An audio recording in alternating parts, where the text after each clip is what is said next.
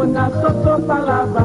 I tire for this problem, I tire for life, oh. Give me no work, no food, no house, no life. This small water then they bring na so dirty they pull am. The small money I dey get na so transport they chop am. Abba, school low, na headache, hospital no work. I tire for life, oh. My brother, wetin you dey think, oh? My sister, help don't come. SDP, MKO, Kidibe, action. MKO, Kidibe, SDP, progress.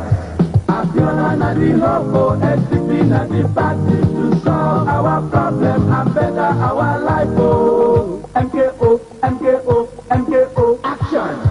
Abiola, Abiola, Abiola, progress. Now he be the hope for better tomorrow.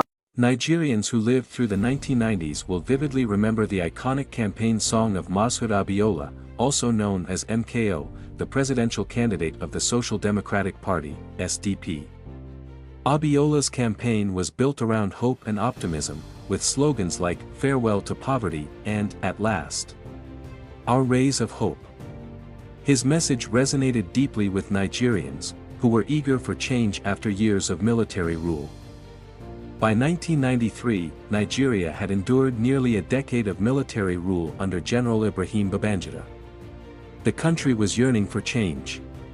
Babangida had promised a transition to democracy, but his regime was marked by delays and political maneuvering. The SDP's candidate, Chief Mashood Kashimawo Alawale Abiola, a wealthy businessman and philanthropist, emerged as the frontrunner. MKO Abiola, popularly known as the pillar of sports in Africa, was a unifying figure. His campaign slogan, Hope 93, resonated deeply with Nigerians across ethnic and religious lines. The election was widely regarded as the freest and fairest in Nigeria's history. Preliminary results showed Abiola in a commanding lead. But then, something unexpected happened. It is true that the presidential election was generally seen to be free, fair, and peaceful. However, there was in fact a huge array of election malpractices virtually in all the states of the Federation before the actual voting began. Just as the results were being finalized, General Ibrahim's military government announced the annulment of the election. The reason? Alleged irregularities and legal challenges. But to many, it was a blatant attempt to hold on to power. Abiola refused to accept the annulment. He declared himself the rightful president and went into hiding. Instead, we are being told that the judiciary behaved so badly that I, Mashood Kashimawo Alawale Abiola, should be penalized for his conduct. It is incredible. In view of all this, I find the conclusion unfortunate but inescapable that the federal military government is guilty of bad faith, pure and simple. No one has accused me of any offense against any known electoral law or regulation. The people of this country went to polls on Saturday, June 12, 1993, and without let or hindrance chose me as their president. Didn't they? The government responded with a crackdown, arresting pro-democracy activists and clamping down on the press. It was a dark time. The media was censored, and anyone who spoke out risked arrest or worse. But the people refused to be silenced.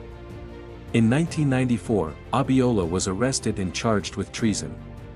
He would spend the next 4 years in prison, becoming a symbol of the struggle for democracy. The annulment of the June 12 election left a deep scar on Nigeria's psyche. But it also galvanized a movement that would eventually lead to the return of democracy in 1999. In 2018, President Muhammadu Buhari declared June 12 as Nigeria's Democracy Day, posthumously awarding Abiola the highest honor, the Grand Commander of the Federal Republic, GCFR. The June 12, 1993 election annulment was a pivotal moment in Nigeria's history.